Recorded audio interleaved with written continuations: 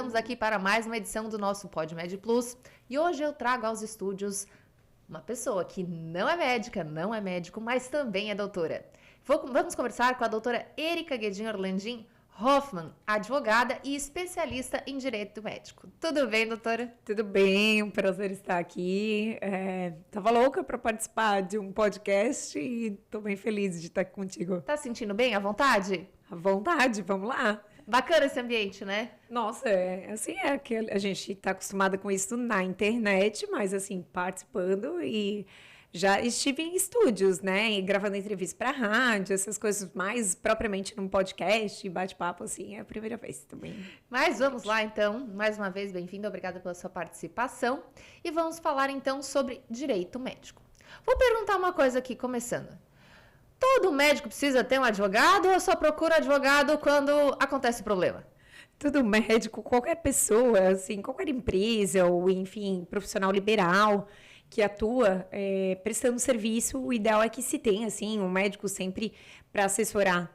E, inclusive, a ideia é não trabalhar só, a gente fala, apagando o fogo, mas sim prevenindo o incêndio. Então, o médico hoje, cada vez mais presente essa questão desse critério de cliente, não só mais essa relação de paciente, o interessante sim que tenha um profissional de advocacia ao seu lado, para todos os aspectos, desde da relação dele dentro da clínica com os seus funcionários, a questão dele no trato com o paciente, a questão da LGPD. Então, assim, é essencial que tenha, assim, o médico tenha um advogado da sua confiança ao seu lado para todos esses aspectos. Gostei da sua colocação. Não é esperar o incêndio acontecer, né? É prevenir que ele aconteça. Enfim, e aí como é que, então, o advogado pode atuar numa clínica para se prevenir, pensando nessa relação mais de cliente e não de paciente? Porque hoje em dia, né, a gente sabe que paciente e cliente, as relações estão mais, digamos que, comercializadas, né? São vários os aspectos, né? Inicialmente, a gente pode falar desde a questão de LGPD, que a gente tem aí a Lei Geral de Proteção de Dados, a partir do momento que um médico ele trabalha com a questão dos dados sensíveis, então ele coleta informações desse paciente, então desde do paciente, cliente está claro para ele de que o médico vai ficar com informações pessoais dele, informações que são ditas sensíveis, até essas questões dos termos propriamente ditos, que são esses que a gente pode colocar a partir do momento que vai realizar uma cirurgia, um procedimento, e trabalhar com isso para que o paciente cada vez mais ele tenha uma clareza a respeito do que vai ser trabalhado com ele, tá? Então, assim, a partir do momento que o médico entrega clareza e essa pessoa é informada, a partir disso, vão criando mecanismos de resguardo para esse médico, né? Então, assim, tudo isso tem que ser pensado dentro de uma clínica, certo? Vou sair aplicando o termo à torta direito? Não, tem os casos em que devem ser especificados. A gente fala isso principalmente na área da cirurgia plástica, nas áreas das cirurgias em geral, né? A gente também sabe que tem um cirurgião, tem a parte dos anestesistas, os anestesistas também trabalham especificamente com isso, mas nessa questão de os procedimentos que se dão, às vezes, dentro da própria clínica, as garantias ou não de resultado, enfim, sobre as responsabilidades, né? Porque entrando dentro do âmbito do direito médico, a gente pode falar, assim, tanto de uma responsabilidade que seria subjetiva quanto objetiva. E aí eu posso te explicar, é a questão subjetiva, quando a gente fala se o médico agiu de forma negligente, imprudente, certo? E, obviamente, relacionar com a conduta dele, né? Se essa conduta dele negligente ou omissa, ela teve alguma relação com o fato ou com um dano, né? Até então, os médicos não eram responsabilizados a respeito disso, porque tu não tens uma garantia de resultado quando alguém te procura porque está com um problema de saúde, tem que fazer uma cirurgia. Agora, no caso em si da medicina, como ela avançou muito, e principalmente na questão estética, né, e hoje se tornando cada vez mais acessível, aí a responsabilidade já um pouco muda, né? Porque a pessoa, ela entra saudável, a regra geral, dentro da clínica, e ela vai buscar algo para melhorar. Claro. Então, aí vem do paciente que trabalha dentro dessa área, para ele não, ele acaba respondendo, né? Independente de ele demonstrar que não foi negligente ou imprudente. Então, é um aspecto já bem diferente. Mas e aí, aproveitando essa parte aí que a gente está abordando essas questões mais da área da estética, né? Se aí o paciente, por exemplo, e se ele foi negligente, entendeu? Se o médico fez a parte dele e aí depois o paciente deixou de fazer a parte dele em casa, não teve cuidado pós-operatório, enfim, e aí isso acabou comprometendo o resultado do procedimento. O que pode acontecer? Acontece bastante. É aí que muitas vezes a assessoria jurídica ela vem a contribuir. Trabalhando com esse médico na forma preventiva, para esse médico se cercar de que ele informou a respeito das intercorrências, informou a respeito das obrigações do paciente, e não só as obrigações do médico, e tudo isso é o que vai deixar ele resguardado no caso de uma futura demanda judicial, onde ele possa se defender e demonstrar que não, a minha parte foi bem feita. Foi daqui onde o paciente devidamente esclarecido não cumpriu a sua parte. Sim. E aí a parte também que eu acho que vale a gente abordar, não tem como fugir desse tema, que é a questão da exposição de antes e depois nas redes sociais, né? Porque a gente sabe que isso é comum, todo mundo faz, mas não pode ser feito segundo as resoluções do CFM, não pode fazer, a gente sabe, eu faço publicidade para médicos, né? Você atua na área. Mas o fato é que todo mundo faz. E aí, se sair caçando um, vai ter que caçar todo mundo, não vai ter mais médico, né? Por que você acha que é tão irredutível essa questão do conselho? Olha, essa questão do Conselho Federal de Medicina, ela se assemelha bastante até com o Conselho da Ordem. Eu acho que foi algo que foi construído lá atrás, num passado, e ficou muito engessado. Os médicos, assim, antigamente eram poucos profissionais, né? E hoje em dia a gente tem essa enxurrada de profissional dentro do mercado, todo mundo batalhando pelo seu espaço. E as mídias sociais, elas são um grande meio para se conseguir divulgar esse trabalho. E é meio também onde o cliente, paciente, busca saber informações a respeito daquele médico que até então ele marcava uma consulta com o único médico da cidade, fazia. Sim. E agora, então, ele quer saber quem são os médicos da cidade e o que eles estão oferecendo. Então, assim, esses dois conselhos que a gente está falando, especial aqui do medicina, eles ficaram com resoluções nesse aspecto da publicidade engessados. Se a gente parar para pensar aqui na última resolução a respeito do tema da parte médica, ela é de 2011. De 2011 para cá, o quanto que a gente avançou na questão... Não lembro se já tinha Instagram, eu acho que não tinha. Ou se tinha, era muito início ainda. Muito início. Eu acho que Instagram é 2013. Não, 2012 eu já tenho postagem minha lá nas redes. Então, assim, a gente está falando de um caminho muito longo e, de fato, assim, o que tem acontecido aqui, o Conselho ele já propôs modificação a respeito disso. Eu lembro que, na época da pandemia, estava aberto, inclusive, para discussões, para os médicos encaminharem sugestões para ter essa proposta dessa nova redação e aí deixar a coisa menos engessada, né? Porque principalmente essa questão do antes e depois, se tu for pela letra fria, que a gente diz a letra seca da lei, ela não permite. Só que, assim, dentro de um contexto onde todo mundo está fazendo, o que é essa não permissão? Está havendo, sim, uma relativização e a gente vê em relação a isso, tá? Para também os médicos, essa classe, não acabar perdendo espaço para demais classes que hoje tiveram no mesmo segmento. Estão atuando no mesmo segmento. Então, assim, o que tem que se preocupar é a forma como está sendo exposta. Passada essa informação, né? Tá criando um critério de concorrência desleal, tá criando um critério de autopromoção, tá criando um critério... esses tipos de critério que é o que a lei gostaria... A lei imprimiu quando ela teve a sua formação, digamos assim. Quando ela foi... a lei não, né? Seria uma resolução.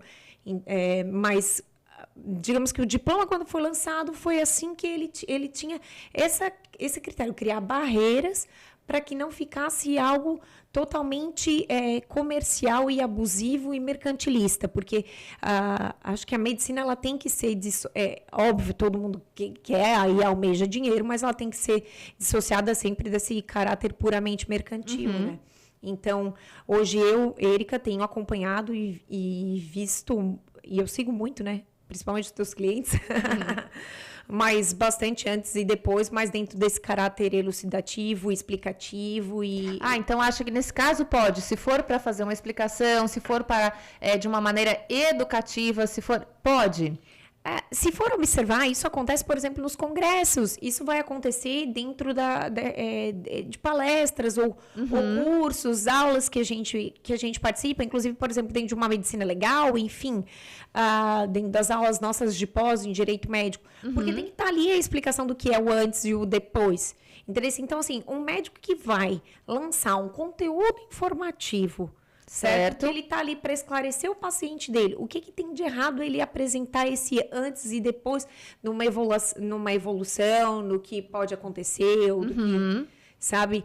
Óbvio, tá sujeito, sabe? Tá sujeito à fiscalização, tá sujeito à denúncia. Mas basta saber o que ele estava querendo levar para os seus pacientes e para o público que assiste. Entendi. Certo. E lembrando, é lógico que o paciente nunca pode ser identificado, né? Isso é importante. Sim, o paciente não pode ser identificado. Ainda que o paciente autorizou. Ainda que seja amigo, ainda que qualquer coisa nesse sentido, né? Certo. Nesse cunho de caráter de internet, mídias sociais, porque obviamente se a gente está falando de face e vai levar isso para dentro de um congresso, o médico lá vai acabar apresentando e vai ser identificado. É outro aspecto, mas nesse ambiente de mídias digitais, né? Mídias digitais, a gente, né?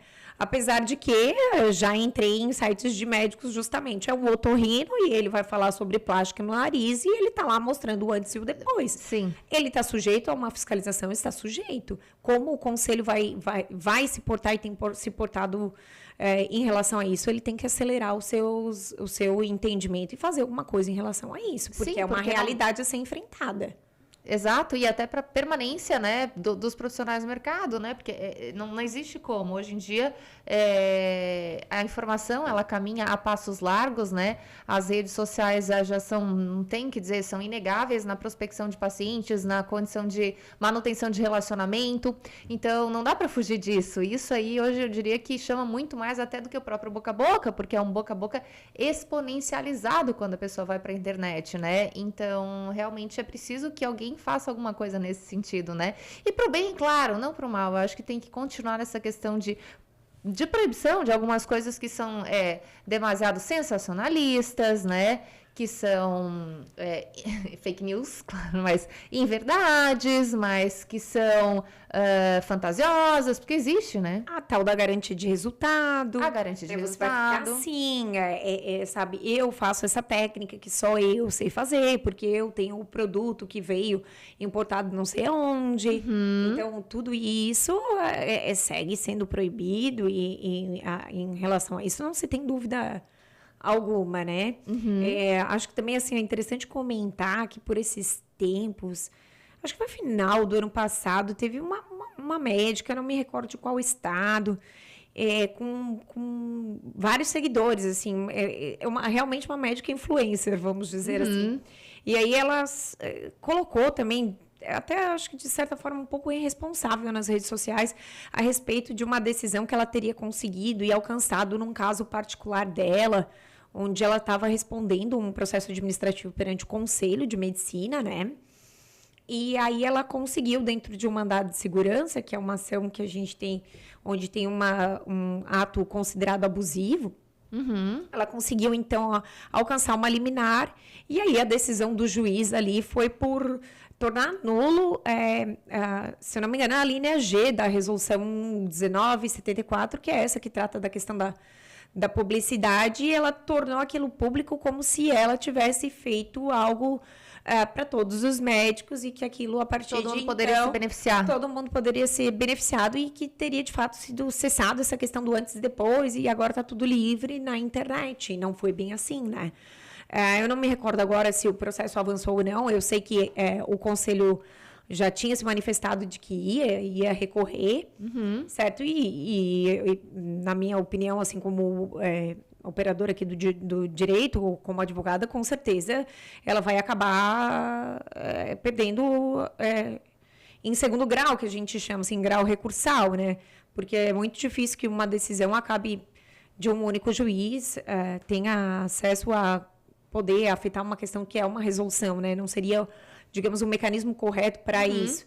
Isso tem que ser trabalhado pelos médicos, que têm poderes e que têm um conselho que, de fato, é algo assim, muito forte. É uma das entidades que a gente vê representantes de classes, assim, tal qual é o OAB, de grande poder e de fala e de respeito, né? Lugar de voz, que a gente fala assim.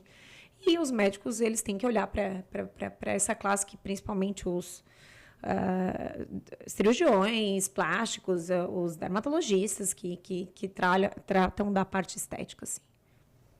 Acho que nem só estética, né? Eu acho que existem todas as cirurgiões, todos os médicos, na verdade, podem se beneficiar disso. Ah, né? geral. Mas é isso, né, doutora? Tudo pode com equilíbrio, com parcimônia, tem que analisar caso a caso, não é sair deliberadamente postar o que quiser.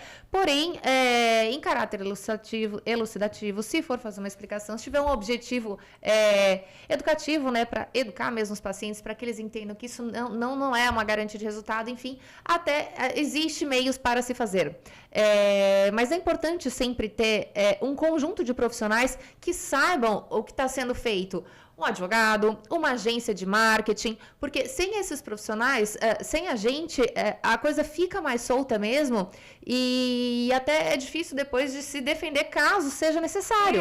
Assim, eu tenho que colocar, mais uma vez, não houve uma alteração da resolução, ela continua vedando esse tipo de prática. As pessoas estão fazendo? Sim. Então, assim, tem que cuidar como se faz e como se coloca. Porque, assim, realmente não dá para ficar para trás. Então, assim, são esses cuidados com o conteúdo que tu vai levar e depois os profissionais que vão estar te fornecendo, te auxiliando a trabalhar dessa forma, né? Maravilha, doutora. Agradeço muito a sua participação. Quem quiser o contato da doutora Érica, é só seguir no Instagram. Tem o Instagram do escritório, guedin_orlandim.advocacia, e o meu pessoal, Érica Guedin com GH, né? .dv. Maravilha, o nosso aqui é @GoMedPlus. Obrigada pela audiência. Se gostou desse vídeo, claro, deixa o joinha aqui com a gente e faz a inscrição no canal. Muito obrigada.